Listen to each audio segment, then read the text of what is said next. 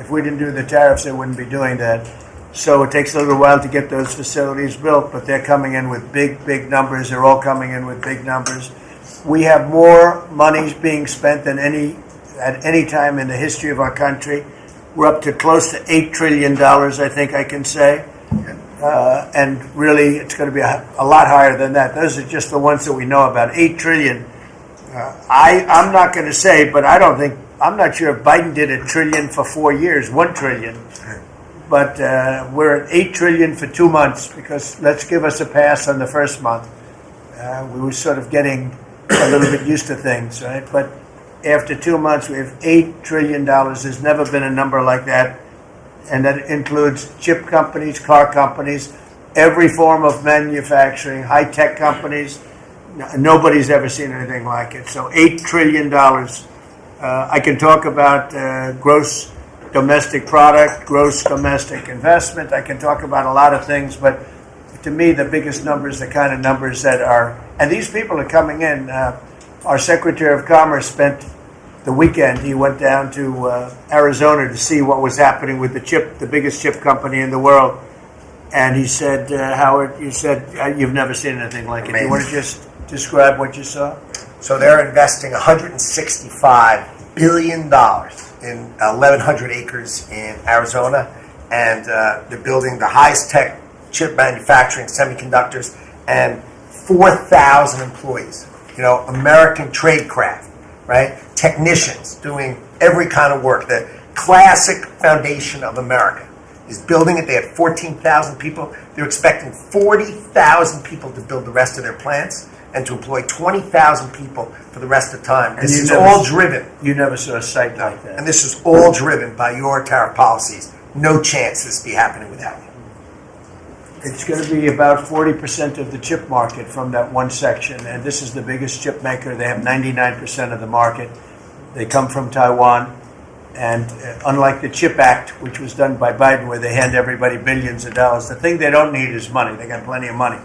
What they need is an incentive to come in, and the tariffs, they're building because of the tariffs. Without the tariffs, and I like to say they're building because of November 5th, the election, and the tariffs, but I'm going to be a little more blunt. They're building because of the tariffs, and November 5th gave them the tariffs. So it's amazing when you look. And these are not companies that go out and say, well, we're going to build, we have to go get our financing. Let's go. Like we would, in New York, everybody would look, you get a building site, and then you'd look around for money, you'd look around for financing for 6 months, you'd get your financing. You'd build your building, the market would be good, you'd make money, the market would be bad, it wouldn't be so pretty, you'd have to negotiate, This is different. These people have so much money, they don't know what to do. I asked Howard, did they finance it? No, they do it through cash. And they say that site, and they just started, they just announced it like a month ago, and they've already started. He said, I've never seen a site like it, so big.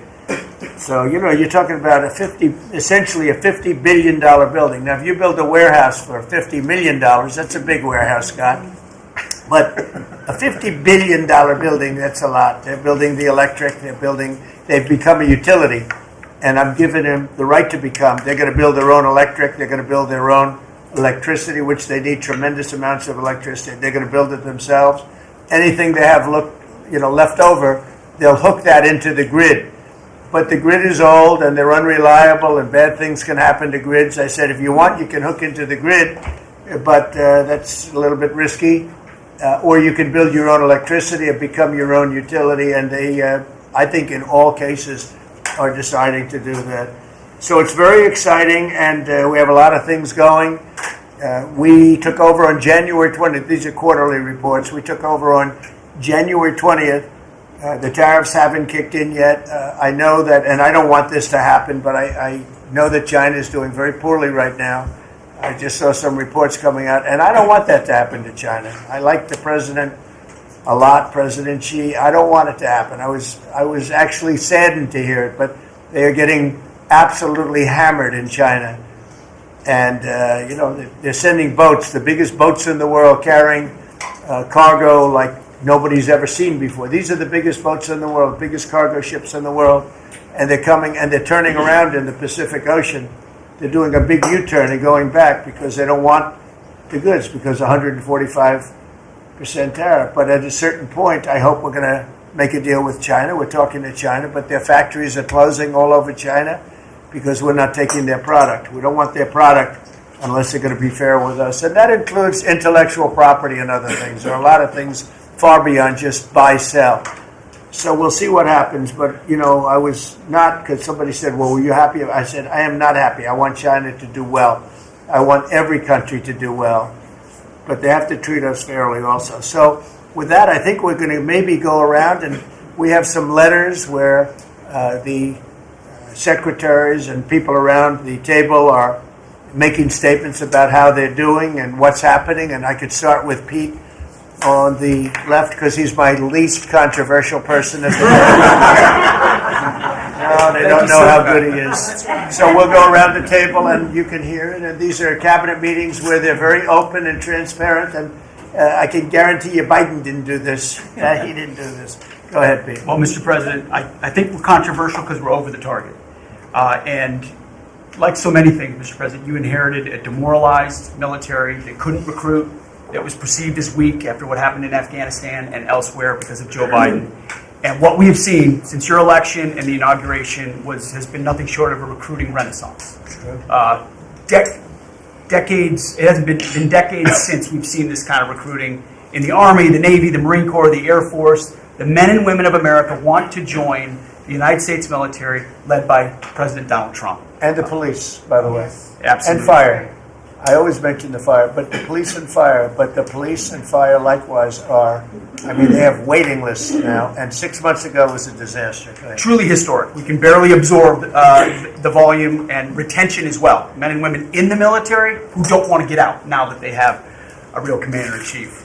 We're reinforcing standards. We're going to be fit, not fat, in our formations. We welcome back all the folks that were forced out because of the COVID mandate. We've ripped wokeness out of the military, sir, DEI, trans, and it's Fort Benning and Fort Bragg again at the DOD. We're rebuilding the military, sir. The Golden Dome is well underway. F-47, reassuring allies and deterring enemies. We found nearly $6 billion in DOGE savings that we're going to reinvest, including $50 billion from the Biden administration focused on things like climate that have nothing to do with lethality and warfighting. And we will have, as you said, sir, the first $1 trillion budget that we plan to spend wisely on behalf of our warfighters. From day one, sir, we've helped get 100% operational control of the border, coming alongside DHS and CBP. We've got 11,000 troops on the border who now, because of the new national defense area, sir, can help detain illegals at the border and hand them over to CBP. It used to be if you saw camouflage on the border, they could hold binoculars, and that's it. And now we can detain and assist, and we're going to get 100% operational control of that border. Our NATO allies know they have to step up. The Houthis in the Middle East are feeling the weight of American power, and we're deterring communist China. So because of your leadership, sir, I believe we're making the military great again. And I thank you. Thank you very much. Thank you, Pete. Howard? So I have the pleasure of running the Investment Accelerator, which gets to recruit these companies. And you've never seen anything like the companies committed to building in America. Technology companies have committed over $2.5 trillion to build in America based on your tariffs, right? Sovereign countries, all backing, the whole Middle East and all these countries backing their sovereign wealth funds. They all want to invest in America, and they're coming in, again, over $3 trillion committed. So just those two topics, you're at $5.5 trillion. And then you've got the whole pharma industry knows it's got to come home because America pays for all the drugs of the world. So the pharmaceuticals have to come home, right? Autos coming home, industrials coming home. So, we've got to train, and your great Secretary of Labor together and Secretary of Education together, we're going to train the workforce to build America. It's unbelievable. We've got so much, as I travel around, the attention on the Trump Gold Card. I mean, it makes me very popular. Last night, I was out to dinner, and someone came up and said, can I buy 10? And how do I buy 10? And I'm like, that's pretty good. It's $50 million for dinner. So, I was paying for my dinner. The External Revenue Service, right? You've got the tariffs and the hundreds and hundreds of billions of dollars coming in to build the External Revenue Service. That our objective, of course, is to replace the Internal Revenue Service and let those outside countries trading with us, let them pay their fair share to America. And then, of course, you got rid of de minimis. And what happened is these foreign countries were sending in little packages for free and knocking out our mom and pop businesses across America. You put an end to it, and you're going to rebuild the mom and pop and the small business of America. You're their president, and I'm proud to support you. It's very important. De minimis. It's very. It's a big deal. It's a big scam going on against our country, against really small businesses, and we put an end to it. Mr. President. So, CAFE standards, we have the fuel economy standards on vehicles that are going to go to 50 miles per gallon. We are going to rewrite those standards, bring it down to something that's far more reasonable. Elon's fine with that, I hope. But it's going to drive down. It's going to drive down the price of a car in America, making cars more affordable for families. Also, Biden had the social cost of credit when we build infrastructure, roads, and bridges, adding 3 to 5% on infrastructure costs. We've gotten rid of the social cost of carbon, driving down the cost to build roads and bridges across the country. We have what is called follow the law.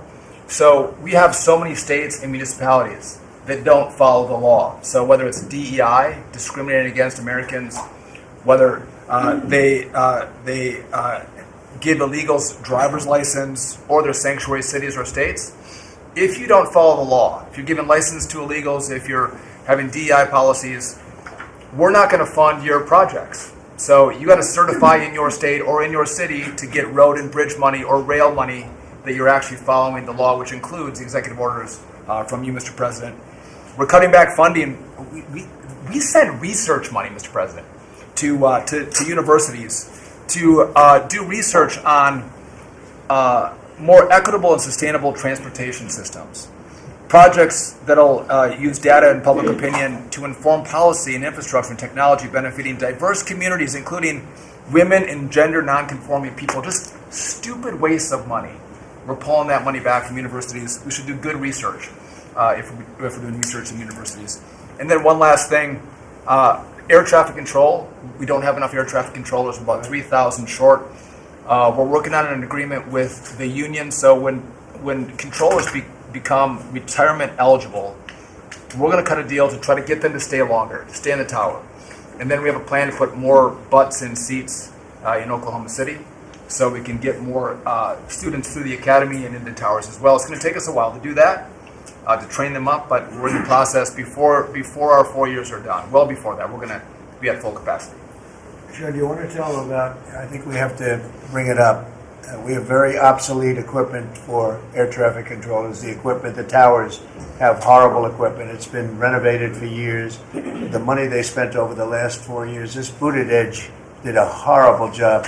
They wasted billions and billions of dollars hooking up wire equipment to non-wire equipment to satellite equipment, and a third grade student would know it doesn't work. You can't work. And they wasted tens of billions of dollars.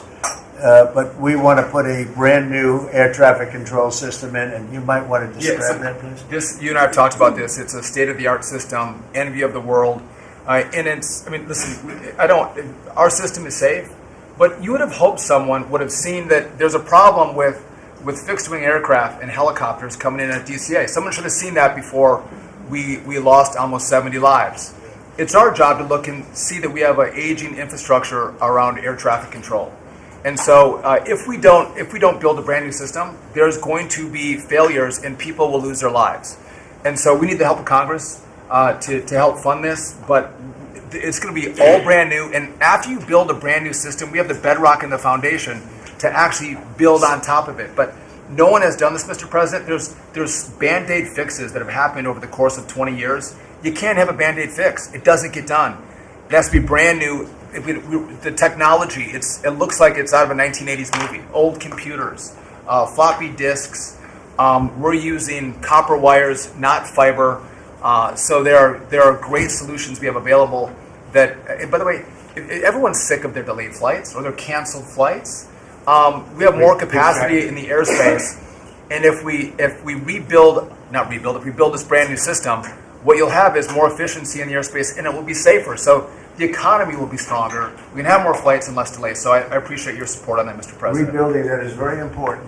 You wouldn't have had the helicopter crashing into the plane at 400 feet up when it's supposed to be 200 feet. Right. That would have bells and whistles would have been gone over, and you would have heard the screaming equipment saying, "There's a problem coming up in 15 seconds. You got to do something about it right now." And it would have also sent the word right into the helicopter, because I guess you'll be doing the full report on that. But it was pretty obvious what happened. Right. And they were supposed to be at 200 feet. They were at 400 feet, and a terrible thing. And that wouldn't have happened if we had the right equipment. If we had the right equipment, you would have heard bells and whistles going off, and it would have alerted them long before that would have happened. 2 minutes before, they would have had a lot of time. So we have to do this. We have no choice, and we're going to do it, and we're going to be very proud of it. They did old equipment in new equipment, and you can't hook in old equipment to new equipment because it's different. Some is satellite and some is ground. The satellite doesn't work. This man would know that better than anybody, but you can't hook up a satellite system to a ground wired system. And if you do, you're wasting a lot of money. They spent billions. This is Buttigieg. They spent billions and billions of dollars trying to patch a system together. They had hundreds of different contractors, and the contractors were all fighting with each other. We're going to have one great big contractor, like the Great Big Beautiful Bill, which is going along very well. I guess I like Great Big Beautiful, but we're going to have one Great Big Beautiful contractor, whether it's maybe Raytheon, maybe IBM, maybe it could be any one of 4 or 5 different groups, but you put one in charge. They're very big, very powerful monetarily, and they give you a guarantee, and they hook up everything. They do every single thing. So they're responsible for the digging of the ditches and the fiber and every single element. And it's one system that's hooked in. It's not all these hodgepodge systems that don't work together. And it's just a shame. It's basic construction, but it's complex stuff. And there are a few companies that do it unbelievably well, and we're going to have that. So good job, Sean. I know that's your big project. And Mr. President, no one has done it because it is complex. It's hard to do because as you're building a brand new system, you have planes taking off and landing. And so because it's complex, no one has done it, and you've given the directive and the support to make this happen. So thank you. Ours is going to be an all new system. It's going to all hook up. It's going to be the same tower is going to have the same equipment, and all towers all over the country, all over the world actually, mostly, are going to be hooked in together. And when there's a problem, when planes are too close, you will hear a sound that's very ear-shattering. And I've heard it. And it's amazing. I mean, honestly, it's amazing. It's real genius stuff. And we didn't do that. What we did was just waste money. You could have just thrown it right out the window. What they did in this last 4 years was disgraceful. Whether it was the border or this, you can name 100 different things. The worst administration ever. Okay. Thank you, Mr. President. Thank you. And Mr. President. Secretary? Yeah, Mr. President, thank you. And I think one of the things that I want people to understand about the VA is we're part of the national security interests you have, and you've laid the groundwork for that with leadership and making sure that with the Secretary of Defense and myself, we take care of veterans on 2 ends, one when they come in and one when they served and have earned the benefits that we have. And one of the things is if we're not doing our job on our end, then the recruitment and all goes down on the other end because we have a full spectrum. That's what leadership is about. What we found, speaking the last 4 years, is we found an administration that wanted to throw money and people at problems, but they didn't want to put leadership in. They just put money and people at it, and we saw wait times stay the same. We saw issues of suicide rates, death by suicide, not change. We saw a homelessness issue barely go down. We saw disability claims skyrocket when you took place over 250,000 back dislodge, which we're already bringing down almost 40,000 so far just in the last couple of months. But we've also put back what you, and I was in Congress when this happened, and I was glad to see it. The Mission Act is back front and center at the VA. We're actually doing community care. We're actually giving the veteran the choice that they've earned and they've deserved, whether they can get their VA care inside our facilities or in the community. It's their choice. It's VA care. We're going to give them the highest quality care wherever they want to go. Also, we're expanding out options for treatments and others for those that are new. We're experimenting and looking at new counseling ideas, all new drug techniques that we can help with PTSD, TBI, the things that are affecting our veterans right now. But also, we've taken the leadership to take people and bring them back into work where they're actually communicating. They're back in our offices. We put thousands of people back in. We're processing more claims daily than we were in the last little bit, hit $1 million before has ever happened, and we're actually bringing it down. And I've actually taken our deputy secretary, and he is actually having a strike force now to bring down that disability claim, plus our regular work that we're having done. We've also taken almost $300+ million and taken it out of contracts that we've all heard about so far. We were doing contracts for meeting notes and PowerPoints. And if our folks didn't know how to do meeting notes and PowerPoints, go online and learn yourself. We're not going to pay for it anymore. And we took $360 million and put it back into community care and also our health records management system that we have. We've opened 6 new facilities just in the last little bit so all the media who wants to talk about how we're hurting healthcare, we just opened 6 new facilities. By the way, thank you. You're welcome. As we go from that we've continued. We've also took $11.6 billion in ceiling values of contracts and terminated that we did not need, resulting in significant cost avoidance for the future, but also still maintaining the ability to take care of our patients and also our disability benefits. We've also gotten unity again. We did away with $14 million in DEI spending. We've ended gender dysphoria treatments. We phased that out. All directed the savings from that go to paralyzed veterans and amputees. We've also continued to work toward, as you've, in anti-Semitism and also anti-Christian bias that we saw. The biggest thing, though, Mr. President, I wanted to state is you told me when you said for me to take this job, you said take care of my veterans. Well, we've done something in taking that step forward.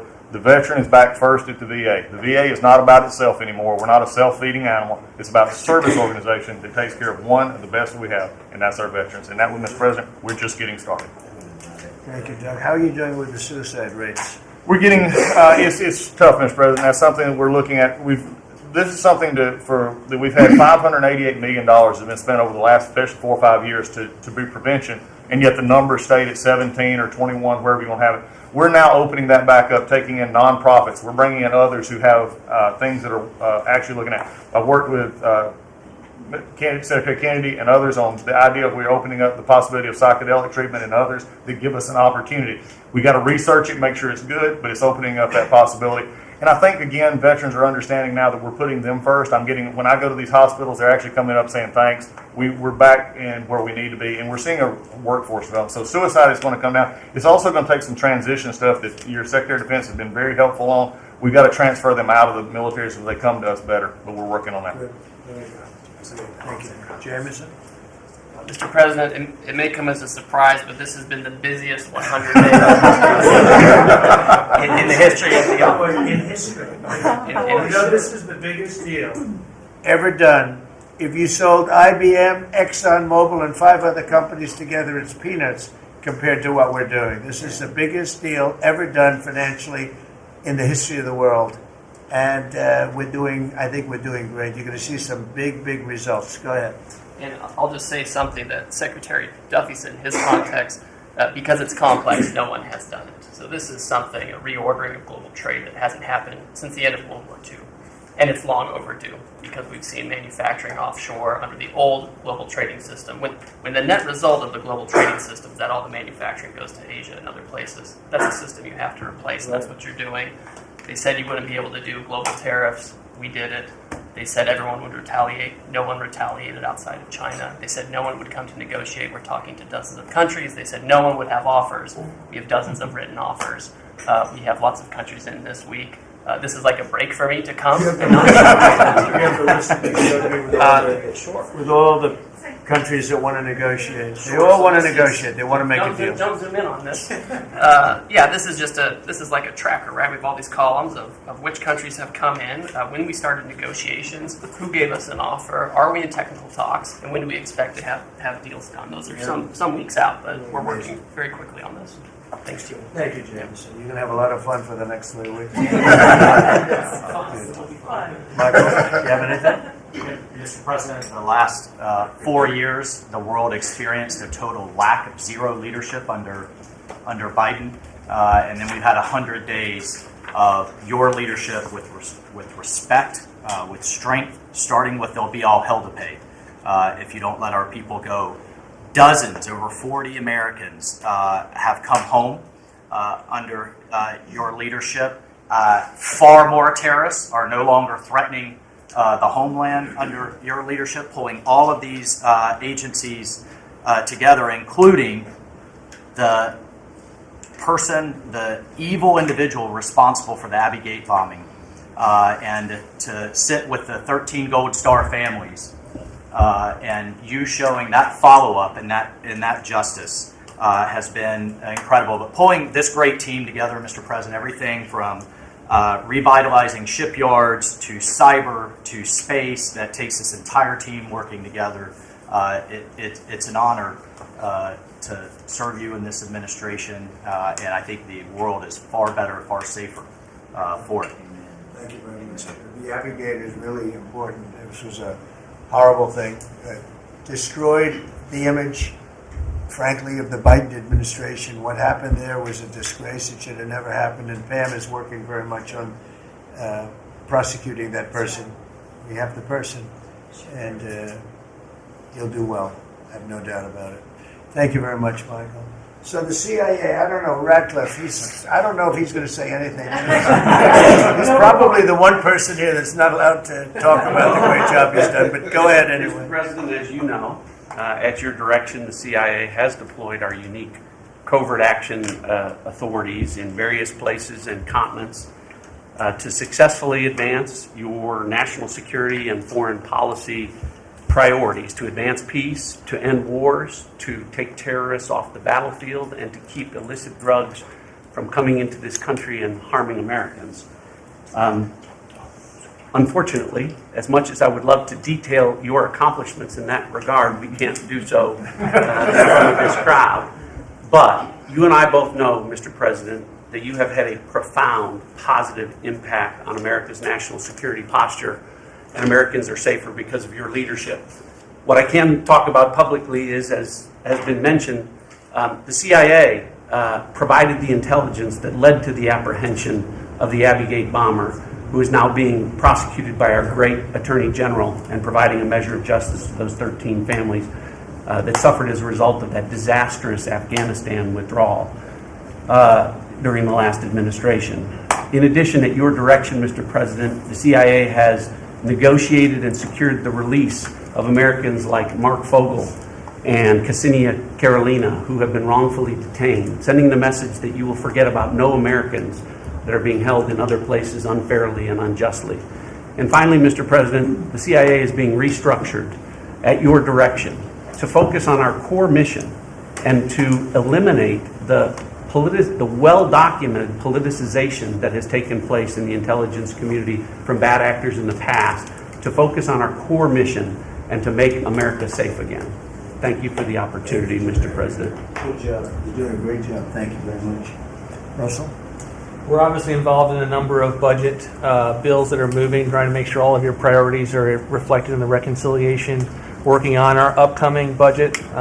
Wonderful job by the entire cabinet on that front. Details soon on that front. Sending up rescissions bills to Congress for things that Elon has found. But the regulatory aspect is something we don't talk about enough. And right now you've given us a goal of 10 for 1. We are working right now with all of the agencies to rack up how big of a deregulatory agenda that we can have. When you came into office, you basically stopped $200 billion in costs to American families just by stopping the Biden regulatory agenda. That's about $2,000 per family. We think when we're going to hit these 10 for 1 goals that we could be in the neighborhood of about $900 billion in savings to American families that would be substantially bigger than that $2,000 number. And the point that I would make, in addition to just savings cheaper to the American people, there's an aspect of wisdom when you're enforcing these rules that comes into play. And I'm your regulator for the Consumer Financial Protection Bureau, and we found this small mortgage lender in Chicago. His name is Barry Sterner. He had a firm called Townstone, and CFPB had gone after him because he complained about crime in Chicago, literally the same thing that the Democrat mayor had talked about, and they came after him for 7 years on a redlining disparate impact claim and ruined his life. We overturned that. We apologized on your behalf to the individual, and we basically, without having to go through notice and comment, we ended the policy that set that in motion. And so that's happening across these agencies with how they are using their enforcement discretion, and it will only continue based on the the stone wall of backing that you've given us to make these hard calls. I don't think they're actually that hard, but no one's done it to this point, and we were able to go forward and do that because of the backing that you've given us. So maybe the biggest thing we're working on, maybe bigger than tariffs in a certain sense, is we call it the One Big Beautiful Bill. And that's wielding its way right now through the Senate. And John Thune has been actually amazing. And the Speaker has been so great in Congress. Mike Johnson has been really two guys that they get along great, and it's just been a beautiful, unified attack, really, because we have to attack because the Democrats are trying to stop it at every turn. It would mean a 58% tax hike if they were successful, and lots of other bad things beyond the tax hike. But with us, it'll be the biggest tax cut in American history. How are we doing with the bill? We're doing great. We're day in, day out, hour by hour negotiations to make sure your stuff is in there, and to make sure we have the border resources, the defense resources, and to save the American people some tax money and make sure all those tax cuts that you ran on are in there that help get people back into the workforce. And I think we're making a ton of progress. I think we're doing well. Like I said, the biggest tax cut in the history of our country. And it would be the biggest tax increase if the Democrats are successful. They're the only people I've ever seen running for office where they want to increase taxes, but this would be a 58, maybe a 60% tax increase, unsustainable for the American people. Thank you very much. Great job. Susie, the most powerful woman in the world. I agree with that. I agree. I'll be brief so you can hear from these amazing people. Congratulations to everyone on 100 days. That's been it's unparalleled in my memory and best I can tell ever. But it hasn't been busy for busy's sake.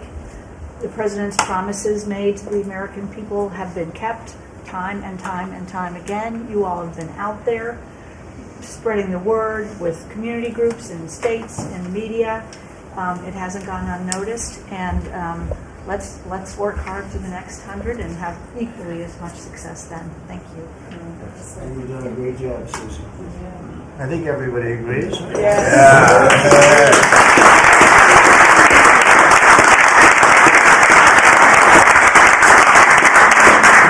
If you have anybody that disagrees, please.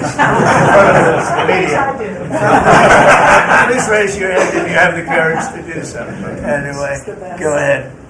Yes, sir, Mr. President. Thank you. And you made it very clear that you wanted to put America first. And also from day one, you wanted to make housing affordable again, because we do have a housing affordability crisis in our country. And so at HUD, we've been cutting all the red tape and bureaucracy as it pertains to housing affordability and unleashing creativity of our builders and developers around our country and restoring local control. We took down the affirmatively furthering fair housing rule, as you know, which was a zoning tax from Washington. So no longer will Washington be picking winners and losers, but localities and elected officials in different states and cities will have that flexibility. Also, you alluded to securing the border, and such a great job has been done with all of our partners at the table. And at HUD, we want to make sure that the resources that we have now, which is American taxpayer dollars, in the Biden administration, they prioritize illegal aliens over the American people. And so we signed an MOU with Secretary Noem at DHS to make sure that HUD-funded housing only goes to American citizens, and no longer will it go to illegal aliens coming across our border. We have about 9 million people living in subsidized housing in our country. 59% of illegal alien families use some sort of welfare program, costing us $42 billion a year. And so we have prioritized American and American people only to live in HUD-funded housing. And also to make housing affordable, we also signed a partnership with Secretary Burgum at DOI to use underutilized federal lands, as you campaigned on and promised, to identify those lands to build affordable housing in our country so that people can realize the American dream. We also restored biological truth, as you did in sports. We have the equal access rule at HUD, which we took that rule down to ensure that at women shelters, that those that enter those shelters would be of the same sex, and that we will protect the ladies of our country. No longer will those that identify as women but are not women be able to enter our shelters, so that we can protect the ladies that we serve. Along with our DOGE task force, we identified over $2 billion in savings. At HUD, $260 million at HUD were just in contracts, $4 million were DEI. And so we took those contracts down and de-obligated and sent back $1.9 billion back to the Treasury for the American people. Again, we want to be good stewards over the American taxpayer dollars. And so, Mr. President, thank you for your leadership in this. And we have a tremendous team at HUD, and I'm so grateful to be part of this team around this table to take care of the American people. And I consider it a great honor and humble to do so. Good job. Yes, sir. Thank you. Yes, sir. Look. Well, I'm not sure if anyone's heard, but the price of eggs is down. I know it's news. Listen, sir, today as we celebrate the 100th day, I think that it's just such a joy and an honor to continue to do this work. So thank you for that. We have been obviously very focused on the cost of groceries, specifically eggs led the way, as you have so eloquently discussed over the last few months, and we're holding tight on a very significant decrease, which is great, and investing where we need to there. As I mentioned before the press came in, we have had a massive issue with Mexico on water, getting water to our farmers along the border for decades. When I worked in Texas 25 years ago, we were fighting with the Mexican government over the water then. You got involved about 2 weeks ago. That evening, I started conversations, and as of just a few days ago, thanks to Secretary Rubio's great deputy secretary and I, have been negotiating, and we hit the best deal, I believe, in history on behalf of our farmers, and thanks to your leadership and your strength on that. And that's a really big deal long term for those farmers in the southern part of the country. On the energy side, I know we've got Secretary Burgum and his partner Secretary Wright, but we often forget that agriculture has a major piece of the energy dominance agenda, not just timber, not just minerals, but biofuels. So we continue to support that great leadership coming from those agencies and doing hopefully our part as well, and they've been incredible in that. Our farmers have been hurting under the Joe Biden administration. There was a 30% increase in the cost of input, so the cost of doing business for these farmers over those 4 years. When we left the White House the first time 4 years ago, we had a $0 trade deficit with our agriculture products. After 4 years of Biden, that hit $50 billion because they just didn't make an effort. And so obviously that's $50 billion less dollars at a time of very thin profitability for our agriculture community. So the Congress passed because the last administration didn't get a farm bill done either, the farmers were hurting there. So Congress stepped in. I say all that and basically said $10 billion to move out. USDA, fastest in history, that money went out to those farmers that couldn't make plant their crops. And so I'm really proud of that, and you'll hear a lot of that from the farmers today, that this USDA is moving more quickly than any ever before. And we're not organizing money based on the color of skin and other ways, which was how the last administration was moving out. We have canceled $6 billion in contracts thanks to our great friend Elon Musk and his DOGE team. A lot of those were DEI, gender, studying transgender mice. Who knew? The racism in pest management. We've canceled all of it. We're going through a major restructuring. USDA is one of the biggest agencies. It's sort of a catch-all. And we're really, really downsizing and aligning around putting farmers first, which is really, really important. A big part of USDA, though, is food stamps. It is perhaps one of the largest, if not the largest, welfare program, and it's a supplemental nutrition program. Secretary Kennedy and I have been working very closely. We were in Texas yesterday talking about nutrition and agriculture. You can't make America healthy again without your farmers and your ranchers as your partner. So ensuring that our food stamp program and those at the bottom end of the socioeconomic ladder really have access to nutritious foods as we're facing an obesity crisis and a chronic disease crisis, which I'm sure Secretary Kennedy will touch on. And the final thing I'll say is this morning, Secretary Noem and I, together, and I brought a picture because I think this is important and it goes to why we're here. This is a South Dakota ranching family named the Mods. They are a fifth generation fifth generation ranching family. Charles Maude, in his 30s, bought the ranch from his granddad, I'm going to show the press, when he was 17 years old. Those beautiful children, Lyle and Kennedy, his wife Heather. Under the Biden administration, they had, of their several hundred acre operation, they used about 20 acres and had a fence that had been there since 1910 when their family took over the ranching operation. There had never been really any problem that had been brought to their attention. Perhaps there was a minor dispute over, again, 20 acres. This family was indicted, prosecuted, threatened with jail time, told to find guardians for their children over a fence line dispute that the Biden DOJ pushed forward. So this morning, on the steps of the U.S. Department of Agriculture with Secretary Noem, who was their governor, as the governor of South Dakota, which is where these great people are from, all criminal charges were dropped, and really appreciate the Department of Justice. It was a really big day as we sent the signal that the over-criminalization and using government, and you know this better than anyone because you were in the crosshairs for so long, that those days are over and the regulation through prosecution is no more. And so this family is one of many that we'll now be talking to ensure that never happens again. Thank you. Thank you. Great job. Please, Scott. Sir, it's been a momentous 100 days with you at the helm, and I view this 100 days as setting the table for peace deals, trade deals, tax deals. So the next 100 days will be harvesting. You've created negotiating leverage and leadership that are going to yield remarkable results. Energy costs have plummeted. Mortgage rates are down, food costs are moving lower, and American families are finding their financial footing again. I had a group in today. America, under your leadership, is on the verge of becoming an AI superpower, that our economy had become barbelled.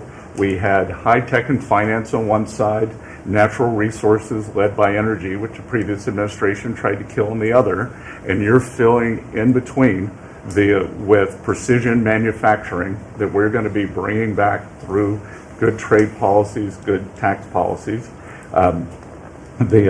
Under the DOGE at Treasury and the IRS, cost, tech support, and efficiency have increased.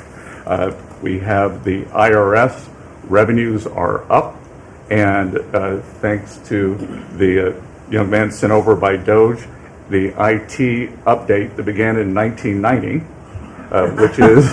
which was begun before he was born, is going to be finished during your term. So trade, you couldn't make it up, trade, taxes, and deregulation, the one big beautiful bill under your leadership. Speaker Johnson and Leader Thune have done a great job, but they have you as the closer on many of their members. And I'll just close by saying economic security is national security is economic security, and it's never been better. We're rebuilding it, and as I said last week at the IMF and World Bank conferences, America first does not mean America alone. Under President Trump, it means leadership. Man, well said. Thank you. Are you busy enough? He's doing a great job. Thank you very much. Mr. President, thank you, and thanks to the cabinet. So, at the risk of insulting everybody else at the table, I believe that I am the youngest member sitting at the table. And, it occurred to me that from the time that I was born to the time that Donald J. Trump was inaugurated just a few months ago, we went from, again, 40 years, we went from the world's manufacturing superpower to one in which we depend on the People's Republic of China to make the things that we need. We went from the proudest military in the world to one in which we failed to meet our recruiting goals. And we went from one in which bipartisan border policy was the consensus of both Democrats and Republicans to one in which we allowed 20 million people to run roughshod illegally over the countryside, causing crime, causing a stress on the welfare system. And again, that happened over the lifetime of the youngest member of the cabinet. And what has happened in 100 days is that we've started to reverse every single one of those negative trends. And I think what it shows to me is that the president, and you sit in the Oval Office and you see these portraits of presidents past, and let's be honest, most of them have been placeholders. They've been people who have allowed their staff to sign executive orders with an auto pen instead of men of action. And the reason the media attacks this administration as chaotic is because the president is solving the problems the American people set about to solve. He's actually doing the things that he promised that he would do. And Mr. President, it's been an honor to be part of it for the past 100 days. And let me just make one other observation because it's interesting. I've seen the data, I've monitored it, I've looked at it, but the most underreported fact of the first 100 days is that we came in with a massive recruitment shortfall. And in 100 days of Secretary Hegseth and President Trump's leadership, we now have people breaking down the doors to join our military. To the media assembled here, it's a really interesting question. Why has that happened? Completely aside from the fact that I think it's a good thing or I think that President Trump deserves political credit for it, why did we go from a military where people didn't want to serve to now all of a sudden they do want to serve? That's a story you guys should cover, but compared to that, how much time have you instead focused on the fact that we deported an MS-13 gang member with a valid deportation order, and why is it that the press is so focused on the fake BS rather than what's really going on in the country? I think that what we've shown, sir, is that you can do a lot. You can do a lot in 100 days, but you've also unfortunately revealed that too much of the American media hasn't learned the lessons of the past 40 years. Thank you, sir. Thank you. Thank you. Pam? President, your first 100 days has far exceeded that of any other presidency in this country, ever. Ever. Never seen anything like it. Thank you. Your directive to me was very simple. Make America safe. And despite that, we've still been defending over 200 civil lawsuits filed against you. On top of everything else, I think I'm representing every one of you in this room in some capacity. I know you will not be arrested by the U.S. Marshals. Over 200 lawsuits, over 50 injunctions, and now we've got multiple cases in front of the Supreme Court, and we will succeed, and we are doing great in front of the Supreme Court, President, and we'll continue on with that. I was at DEA yesterday, and they said to me, you, Donald Trump, have taken the handcuffs off of DEA agents. And as a result of, since you have been in office, President Trump, your DOJ agencies have seized more than 22 million fentanyl pills, 3,400 kilos of fentanyl since you've been your last 100 days, which saved, are you ready for this, media? 258 million lives. Kids are dying every day because they're taking this junk laced with something else. They don't know what they're taking. They think they're buying a Tylenol or an Adderall and a Xanax, and it's laced with fentanyl, and they're dropping dead. And no longer because of you, what you've done. ATF, since you've been in office, President, along with DOJ agencies, seized 14,500 guns off the streets. Why aren't people reporting that? 651,000 rounds of ammo. That's up 151% from 2024. That's keeping America safe. We've rescinded death penalty. We are now seeking the death penalty on cases. I'm signing death warrants. We are going after terrorism. We are going after arsonists. Whether you're burning Teslas, we've arrested 9 people so far in 7 jurisdictions. No negotiations, 20 years in prison, or you're burning down the governor's mansion in Pennsylvania. We will be there to protect you. And I've been talking to Governor Shapiro, and he greatly appreciated you reaching out as well. ISIS terrorist, we got one in New York, right around the corner. We got an ISIS terrorist in New York. We have an October 7th task force. We just broke up a huge human trafficking ring by the Sinaloa cartel. 1,000 pounds of methamphetamine on our streets, ton of fentanyl, 20,000 Molly pills. Those are the drug of choice among at clubs and bars for young kids. They were fake, but you know what they had in them? Fentanyl. That's 20,000 lives saved because of you, right there. We brought back 29 cartel members from Mexico at your direction, and one killed the Kiki Camareno, a DEA agent, in 1985, and many of us got to talk to his widow and his son, who is now a judge. and they started crying. They have tried to get that guy back forever. And thanks to so many of you in this room working together, they have justice. They were crying on the phone because of what you did, President Trump. Thank you. We're going after anti-Semitism. We're unleashing everything you told us. No more DEI, no more weaponization. We have rescinded, as I said, 200 policies. And I could go on all day long, but we are doing everything in our power to keep America safe at your direction. Thank you. Thank you, President. You're really doing a great job. Thank you very much. Okay, let's go. Nice to see you, Mr. President. Well, first of all, I think what you've heard amongst this team is the leadership, because it's given us the latitude really to collaborate amongst each other, not only in this room, as Jameson mentioned, we kind of get a break for a couple of hours here, but we stay in contact actually every other day that we're working for you. And I think what that says is, I was speaking to, for instance, the Farm Bureau of Texas yesterday. I'm not the Ag Secretary, but it matters to the workforce. I'm working with the other secretaries, Lutnick and McMahon, on education and the workforce investments that you've asked me to do. Because as you've come in and negotiated these great repatriation of these companies and the investments, we're going to need that workforce to build back this economy. And I couldn't see that more as I've kicked off my 50-state tour. We've been in 5 states so far. We'll finish all 50 states by the end of the year. And what we're talking to is the American workforce and these companies about what the market demand is. That's the difference, that we finally have made that connection. What do they need? How quick do they need it? And how fast can I get these either apprenticeships toward that million that we've put that lofty goal? We've already added 80,000 new apprenticeships already just since January. So at the Department of Labor, that tour has kicked off, and I couldn't be more honored to be on the ground and see my colleagues that we're passing in the skies, but we're on the ground together because we're all collaborating together. One of the things that we're talking about, illegal immigration, I have put states on notice. I warned all 50 governors that if they continue to reward illegal immigration by treating unemployment benefits as a handout, they're going to lose their federal funding as well. We can no longer continue to give unemployment insurance to illegal immigrants. And so I've let those governors, and I sent out that letter last week. We also eliminated discriminatory DEI offices within the department, specifically the Office of Federal Contract Compliance Programs. Most of our federal contracts were really just to focus on DEI enforcement. We were really punishing a lot of these companies. If they weren't compliant, they weren't going to have a federal contract. We've let go of that program completely.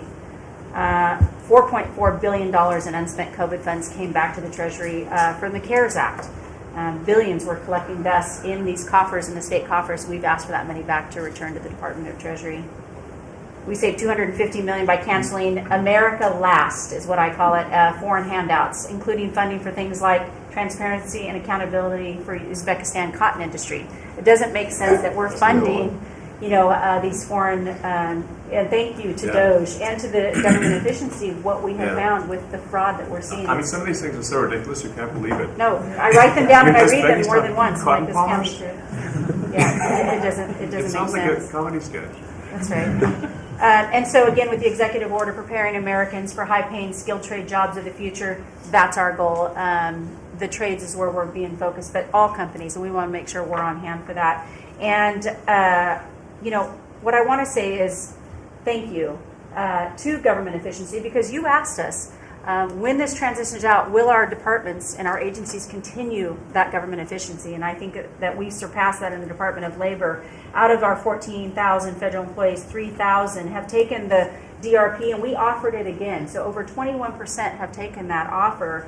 And we'll keep our critical workforce, MSHA, OSHA, and wage and hour, and make sure our workers stay safe. So with your leadership, Mr. President, I couldn't be more honored to serve. I know we were probably the last to know each other, but we're getting to know each other well. And the team that you have assembled is really an honor to serve with. So thank you, Mr. President. You're doing great. Thank you very much. Chris, please. Mr. President, you ran on unleashing American energy, and 100 days have shown the tremendous impacts that can arise from the unleashing you have enabled. I'll hit a few highlights. Number one, oil, gasoline, and diesel prices are the lowest they've been in years. How does that happen in 100 days? That's a messaging. Your message that we're pro-energy. We're not against energy, we're for it. That sends a message to the marketplace that supply is easier to grow now and supply will be coming. And that's already already led to tremendous savings for American consumers across the country. And we need not only more affordable energy, but we need a lot more energy. One highlight I think a couple of us have touched on is AI. This is a new emerging critical industry that's very energy intensive. It is not acceptable for the United States to not be the leader in AI. We must win the AI race and lead in that, and that's going to take a lot more energy. If you had not won election, we would not have won the AI race. Full stop. Energy would not have been there to enable us to win. Reshoring of manufacturing. These trillions of dollars you led off with, it's going to come back to our country to make chips, to make steel, to make automobiles, to make artificial intelligence, to make all of these industries we've outsourced. That's only going to be possible with way more American energy. But we have that energy. We have those resources. We have those businesses. We have those capitalists.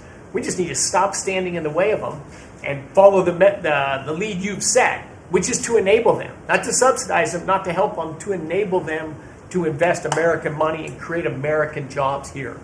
Regarding our balance of trade, the second largest export of the United States is liquefied natural gas. Second fastest. In the next few years, it'll be our largest export in our country.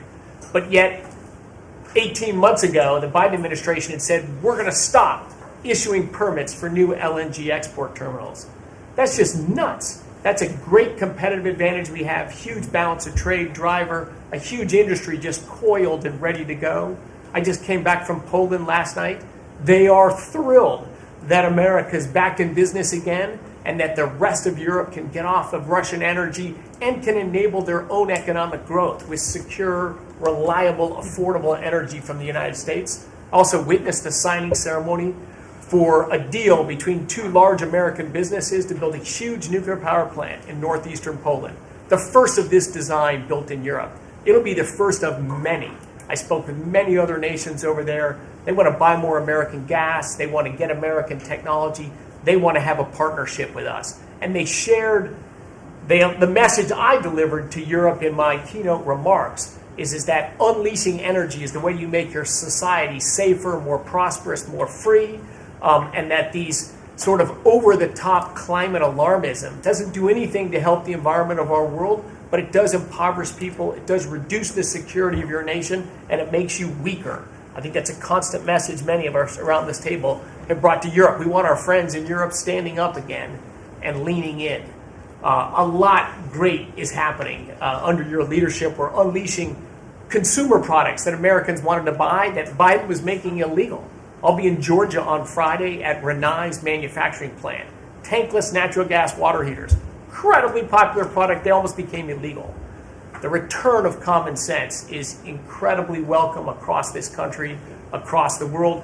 And back to Elon, that extra thing, we're going to deliver all of this with less people, less money, less burden on the U.S. taxpayers. Not smaller departments and smaller services, better, more thoughtful services done more efficiently and smarter. The way you'd have to run a business. We've got to get our fiscal house in order, and you and the people around this table are making it happen. Thank you, Mr. President. I'm honored to be here. Thank you very much. Please. Yes, Mr. President, you are 100% correct. The border is 99.99% safe, under control. You have completely reversed the entire situation. In fact, the day before yesterday, I was down in El Paso, and those Border Patrol agents are so impacted by how you have changed things in a year. They have put up huge pictures that say, under the Biden administration, the mobs of people that were pushing through razor wire and trampling children and the chaos and the violence that was happening at that same location, they have a picture there that says, this is what the Biden administration looks like, and this is what the Trump administration looks like. It's peaceful. People who do business between Mexico and America are coming through. They're doing it legally. They're following the law, and it's all because of what you've done and what you've empowered them to do. The recruitment for Border Patrol is through the roof. For ICE agents, they want to be a part of ICE because they recognize they actually get to do their jobs. I have the Coast Guard too. Coast Guard recruitment is up over 20% just in the last 60 days. Everybody wants to be a part of what the heritage is of this country. We've repositioned the entire Coast Guard fleet to focus on border and drug interdiction. As we've secured the border, the cartels have gone to the water. and are going out in maritime waters to move their drugs into this country. The Coast Guard just in the last 2 months has taken into custody over 126 tons of cocaine, millions of doses of fentanyl. It's just amazing. And the aliens that they are deporting is incredible too. We've been working with all of them. The one thing that I want to point out is the fake news has been saying that Biden deported more people than you. And it's an absolute lie. And they're letting the Biden administration get away with manipulating and cooking the books. What they're counting for the Biden administration is every single person that came to that border that they processed and let into this country. They're allowing Biden to say that was a deportation just by processing somebody and letting them come into the country. It's absolutely false. It's not true at all. You have deported over 250 known terrorists. You've deported thousands of foreign terrorist organization members and gang members, hundreds of thousands of people that were in this country illegally. We've collected $30 billion worth of tariffs through CBP, and we've also collected millions and millions, hundreds of millions of fines and penalties from people that have overstayed here in this country. So I just want to thank you. You've been a game changer. I want to thank Pete for his leadership at DOD and what they've done. I want to thank Marco for his diplomacy and getting us travel documents into these countries. Mexico has finally come to the table and now is going to take a lot more people that we're able to send back to that country. And the president of Mexico told me, sir, she turned around over 500,000 people in Mexico before they ever reached our border. We should be counting those as deportations because they never even made it to the border because she turned them around because you forced her to. So those are all people that never even came here because they got the message because you were so aggressive. So thank you for what you're doing. And every day we get to get up and do jobs that matter. And we appreciate Tom that. Holm is doing a great job. Oh, yeah. Tom's a great messenger for us. He just, Great. yeah, he's hardcore. Yeah, thank you. He is hardcore. Yeah, he is. No question about it. Kelly? Mr. President, it's such an honor to serve in this administration, and on behalf of Main Street America, for our 34 million small businesses that make up 99% of all businesses in this great nation, I have to tell you, under your leadership, Main Street is open for business again. They're thriving and they're investing. And the data that we have at the Small Business Administration, the loans that we're putting out, a record 26,000 loans in your first 100 days means that 2,000 small businesses each week are receiving that funding, that investment in the future in this country. And we've already seen under your leadership, the jobs economy is back, manufacturing jobs are back. We've seen a 38% increase in manufacturing loans. We put out 1,500 manufacturing loans in your first 100 days. We saw startups increase by 54%, and we saw businesses under 5 people increase by 95%. So your leadership on the economy matters to every region of this great nation.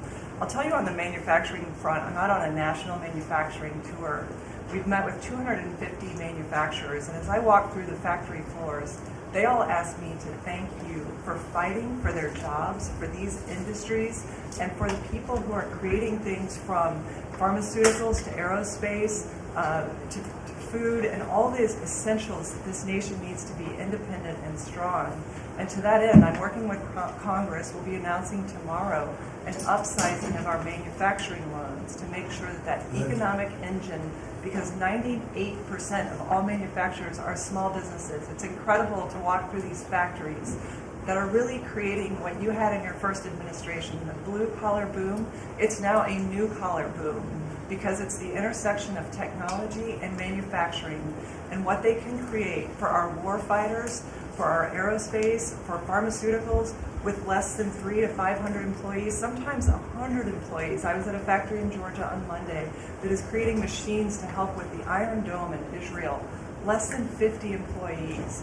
This is the engine of our economy. It's the heartbeat of our communities. It's the small businesses that helped elect you because they needed your economic agenda. So thank you, Mr. President.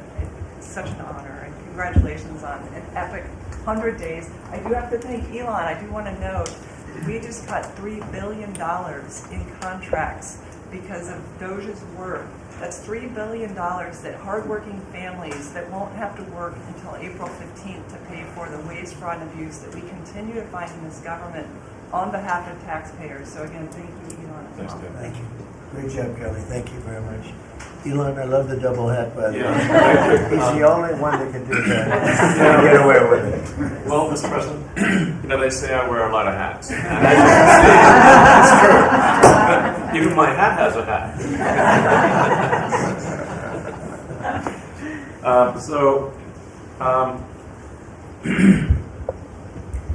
The American people voted for secure borders, safe cities, and sensible spending. And that's what they've gotten. A tremendous amount has been accomplished in the first 100 days. As everyone has said, it's more than has been accomplished in any administration before, ever, period. This portends very well for what will happen for the rest of the administration. I think this could be the greatest administration since the founding of the country. Well, we all want to thank you for your help. Too. You really have sacrificed a lot. Been treated very unfairly. Well, they do like to burn my cars, which is not great. It could be better. But you have been treated unfairly. But the vast majority of people in this country really respect and appreciate you, and this whole room can say that very strongly. You've really been a tremendous help. You opened up a lot of eyes as to what could be done, and we just want to thank you very much. And you're invited to stay as long as you want. At some point, I guess he wants to get back home to his cars and his.